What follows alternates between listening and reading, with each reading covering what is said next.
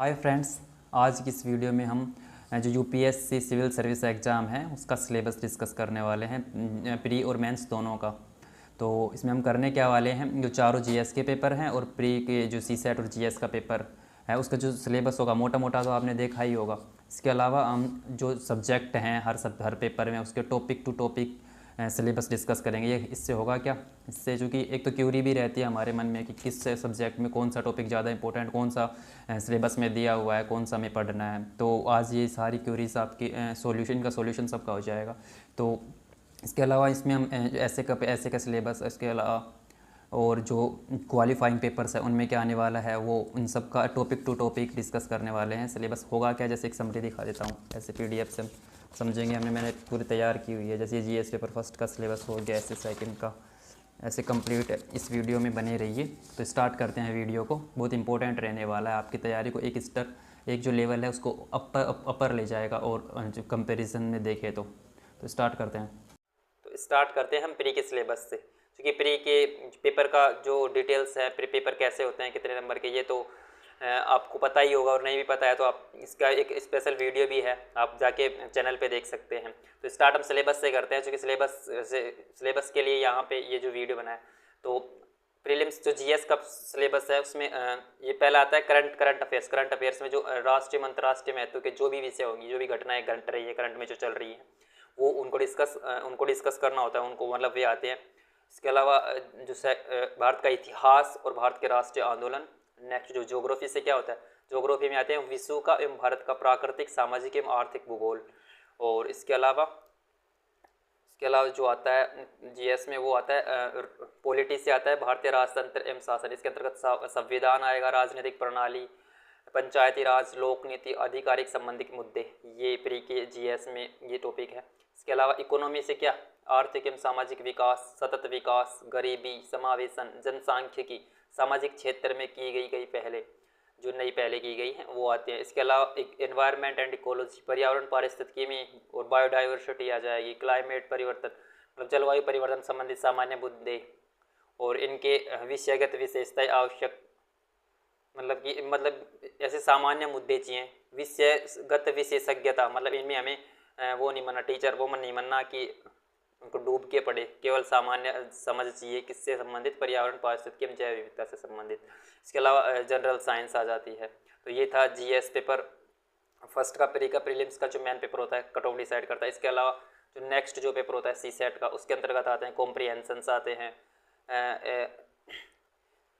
संचार कौशल सहित अंतर व्यक्ति कौशल। इसके अंदर क्या होता है, कम्युनिकेशन स्किल्स होगी, reasoning, local reasoning, analytic ability. इसके अलावा निर्णय लेना एवं समस्या समाधान, decision making and problem solving, general mental ability. और ये मैथमेटिक्स से कुछ टॉपिक्स है, बेसिक न्यूमेरेसी और their relations of magnitude, class 10th level की मतलब डाटा इंटरप्रेशन, मतलब ये कुछ मैथ है, basics math, tables, data suffering, जो 10वीं स्तर मतलब सीसेट का सिलेबस है। ये तो हुआ प्रीलिम्स का सिलेबस। इसके बाद आते हैं हम हमारे जो मेनली जीएस पेपर फर्स्ट से स्टार्ट करते हैं, जो मेंस का सिलेबस है। इसको हम बड़े ब्रीफ में देखने वाले हैं।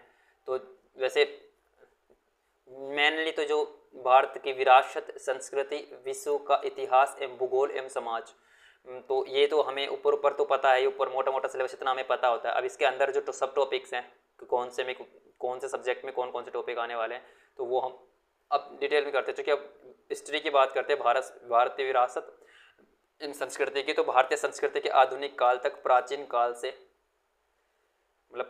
से और आधुनिक काल तक कला के रूप, साहित्य, वास्तुकला के प्रमुख पहलू। नेक्स्ट आता है 18वीं सदी के लगभग मध्य से लेकर वर्तमान तक आधुनिक भारतीय इतिहास, महत्वपूर्ण घटनाएं, व्यक्ति के विषय। इसके अलावा स्वतंत्रता संग्राम, इसके विभिन्न चरण, देश के विभिन्न भागों में इससे अपना मतलब इसमें जो योगदान देने वाले महत्वपूर्ण व्यक्ति कौन थे, उनका योगदान क्या था। स्वतंत्रता के पश्चात देश के अंदर जो एकीकरण एवं पुनर्गठन हुआ उस पर। विश्व का इतिहास। नेक्स्ट जो वर्ल्ड हिस्ट्री से क्या आता है, वर्ल्ड हिस्ट्री से विश्व का इतिहास, 18वीं जो शताब्दी है उसके बाद की घटनाएं, जैसे औद्योगिक क्रांति, विश्व युद्ध, राष्ट्रीय सीमाओं का पुनः सीमांकन, उपनिवेशवाद, उपनिवेशवाद की समाप्ति, राजनीतिक दर्शन, साम्यवाद, पूंजीवाद, समाजवाद तथा इनके रूप एवं समाज पर उसका प्रभाव। जो नेक्स्ट जो आता है सोसाइटी से, जीएस पेपर फर्स्ट में मेंस में जो सोसाइटी से क्या सेलिएंट फीचर्स मतलब मुख्य विशेषताएं ऑफ इंडियन सोसाइटी, और समाज मतलब भारत के समाज के मुख्य विशेषताएं हैं वो क्या क्या हैं, डाइवर्सिटी विविधता समाज में, रोल ऑफ वुमेन्स मतलब महिलाओं के ऊपर, महिलाओं के संबंधित जो संगठन है ऑर्गेनाइजेशंस, उनसे संबंधित उन संगठनों की क्या भूमिका है, role of women's organisation and women's, महिलाओं की क्या भूमिका है, पॉपुलेशन जनसंख्या आती है, उनसे संबंधित मुद्दे, गरीबी एवं विकासात्मक विषय, शहरीकरण की समस्याएं एवं रक्षो उपाय, तो ये सोसाइटी से आता है। इसके अलावा सोसाइटी से आता है भारतीय समाज पर भूमंडलीकरण, जो ग्लोबलाइजेशन, जो वैश्वीकरण है उसका क्या प्रभाव, ये टॉपिक है। सामाजिक सशक्तिकरण, सांप्रदायवाद, क्षेत्रवाद, धर्मनिरपेक्षता, तो ये था ये सोसाइटी के जो टॉपिक्स हैं जो सिलेबस में हैं। इसके अलावा जो ज्योग्राफी विश्व की भौतिक भूगोल की मुख्य विशेषताएं आएंगी ज्योग्राफी से। इसके अलावा विश्व भर की मुख्य प्राकृतिक संसाधनों का वितरण, रिसोर्सेज जैसे दक्षिण एशिया व भारतीय उपमहाद्वीप को इसमें शामिल करते हुए विश्व यहाँ भारत सहित क्या क्या और विभिन्न भागों में प्राथमिक द्वितीयक तृतीयक क्षेत्र के उद्योगों को स्थापित करने के लिए जिम्मेदार कारक क्या हैं, ये हो गया। इसके अलावा जो ज्योग्राफी से ही भूकंप हो गया, सुनामी हो गया, ज्वालामुखी, ये हलचल, चक्रवात हो गए, जैसी जो भौतिकी जो घटनाएं होती हैं ना, इनकी विशेषताएं क्या है, भौगोलिक विशेषताएं, उनके स्थान कहाँ पे ज़्यादा अति महत्वपूर्ण भौगोलिक विशेषताएं इनसे रिलेटेड, जैसे जल स्रोतों और हिमावरण सहित जल स्रोतों और हिमावरण सहित और वनस्पति एवं प्राणी जगत में परिवर्तन, इस प्रकार के परिवर्तनों के प्रभाव क्या क्या होते हैं। तो ये जीएस पेपर फर्स्ट के जो ब्रीफ जो डिटेल में जो सिलेबस डिस्कस हुआ। इसके अलावा नेक्स्ट जीएस पेपर सेकंड में चलते हैं।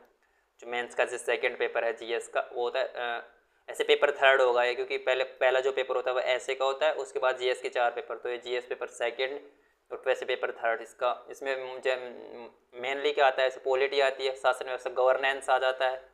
इसके अलावा सोशल जस्टिस और अंतर्राष्ट्रीय संबंध इंटरनेशनल रिलेशंस, ये चार मेनली 4 सब्जेक्ट आते हैं। अब इनका जो डिटेल सिलेबस क्या क्या है, जैसे पॉलिटी की बात करें तो भारतीय संविधान, ऐतिहासिक आधार, विकास विशेषताएं, संशोधन, महत्वपूर्ण प्रावधान एवं बुनियादी ढांचा संरचना। इसके अलावा संघ एवं राज्य के कार्य तथा उत्तरदायित्व, संघीय ढांचे से संबंधित विषय और चुनौतियाँ क्या क्या हैं, स्थानीय स्तर पर शक्तियाँ एवं वित्त का हस्तांतरण और उनकी चुनौतियाँ, वहीं विभिन्न घटकों के बीच शक्तियों का पृथक्करण, जो इसके अलावा विवाद निवारण तंत्र एवं संस्थान।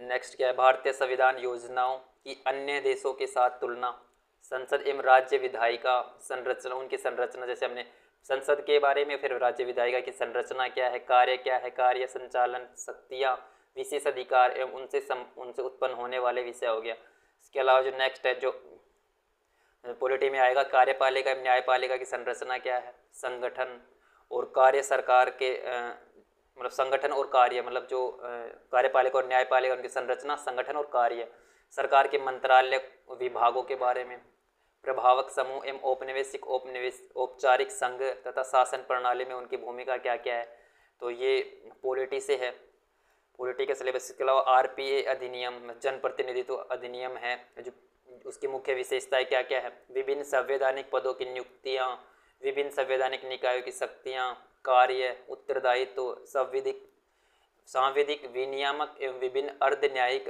निकाय, सरकारी नीतियाँ, विभिन्न क्षेत्रों के विकास के लिए हस्तक्षेप और उनके अभिकल्पन और कार्यान्वयन के कारण उत्पन्न विषय।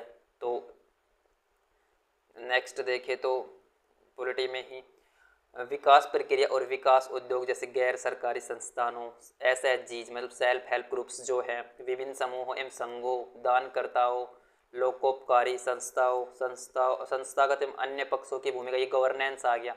पॉलिटी के बाद जो गवर्नेंस है उसके जो ये टॉपिक्स हैं, केंद्र एवं राज्य द्वारा जनजाति के अति संवेदनशील वर्गों के लिए कल्याणकारी योजनाएं और इन योजनाओं का कार्य निष्पादन, इन पर अति संवेदनशील वर्गों की रक्षा करना, बेहतरी के लिए गठित तंत्र, विधि, संस्थान एवं निकाय, ये किसका हो गया, इस सोसाइटी का हो गया, इंडियन सोसाइटी का। सॉरी सोशल जस्टिस का, सामाजिक न्याय का।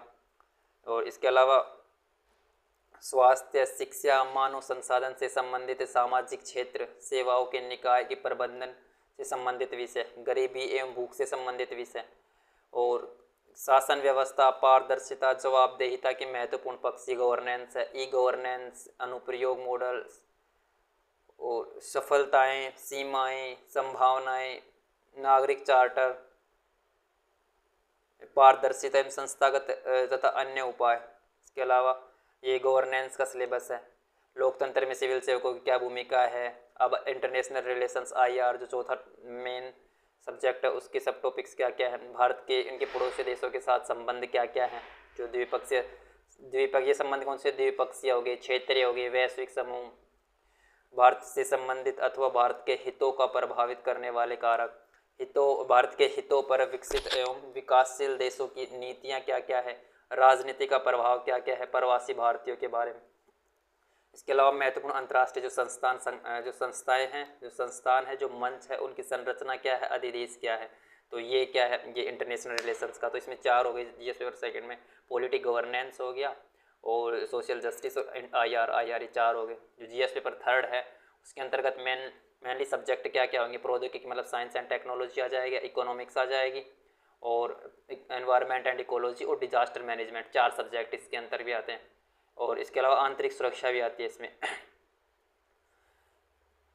और इसके अंतर्गत जो सब टॉपिक क्या क्या है GS पेपर थर्ड में, इसके अंदर जो सब टॉपिक्स है वो है इकोनॉमिक्स की बात की जाए तो, अर्थव्यवस्था की बात की जाए तो भारतीय अर्थव्यवस्था, योजना, संसाधनों को जुटाने की प्रगति, विकास एवं रोजगार से संबंधित विषय आ जाएंगी, समावेशी विकास एवं उससे उत्पन्न विषय, सस्टेनेबल डेवलपमेंट, और बजट आ जाएगा, सरकारी बजट, मुख्य फसलें आ जाएंगी इसमें, जो इकोनॉमी से ही मुख्य फसलें आ जाएंगी, देश के विभिन्न भागों में फसलों का पैटर्न क्या क्या है, सिंचाई के प्रकार क्या क्या है, सिंचाई प्रणाली, कृषि उत्पादन का भंडारण, परिवहन, विपणन संबंधित विषय, और बाधाएं क्या क्या है, किसानों की सहायता के लिए कौन कौन सी जो प्रौद्योगिकी यूज की गई है, ये आ जाएगी। इसके प्रत्यक्ष एवं अप्रत्यक्ष कृषि सहायता, न्यूनतम मूल्य से संबंधित विषय, जन वितरण प्रणाली जो पब्लिक डिस्ट्रीब्यूशन सिस्टम होता है, उसके उद्देश्य क्या है, कार्य क्या है, उसकी सीमाएं क्या है, सुधार क्या क्या हुए हैं, बफर स्टॉक के बारे में, खाद्य सुरक्षा संबंधित विषय की उनकी प्रौद्योगिकी आ जाएगी साथ में, पशुपालन संबंधित अर्थशास्त्र।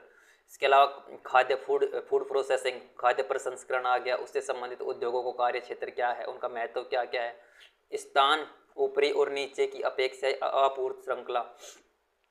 इसके अलावा लैंड रिफॉर्म्स आ जाएंगे, भूमि सुधार, ये भी इकोनॉमिक्स के ये topic, land reforms in India, Bharat में भूमि सुधार। इसके अलावा उदारीकरण, लिबरलाइजेशन का अर्थव्यवस्था पर क्या प्रभाव होता है, क्या प्रभाव हुआ उसका, औद्योगिक नीति में परिवर्तन, औद्योगिक विकास पर इसका क्या प्रभाव होता है, ये सब टॉपिक हो गया। बुनियादी ढांचा, ऊर्जा, बंदरगाह, सड़क, विमानपत्तन, रेलवे, ये इंफ्रास्ट्रक्चर हो गया। ये इंफ्रास्ट्रक्चर बहुत इंपॉर्टेंट है।